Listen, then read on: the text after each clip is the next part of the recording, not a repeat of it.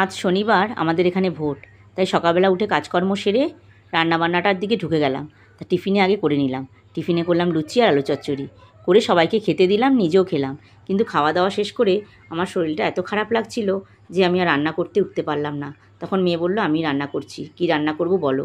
আমি বললাম, ফ্রিজে মাছ আছে, তুই মাছের ঝোল আর ভাত কর। তো ওর মনের মতন করে চিংড়ি মাছটাই বের করে নিল। বের করে সুন্দর করে ধুয়ে নুন হলুদ মাখিয়ে আলু কেটে এত সুন্দর করে মাছটা রান্না করেছে না, কি বলবো আপনাদের। দেখতেও যেমন সুন্দর হয়েছে, খেতেও তেমনি সুন্দর হয়েছে। আর রান্নাটা করেছে দেখুন, যেইভাবে আমি আপনাদের ভিডিওতে দেখাই ও কিন্তু ঠিক সেইভাবেই রান্নাটা করেছে। মনেই হচ্ছে না যে আমি রান্না করিনি, ও রান্না করেছে।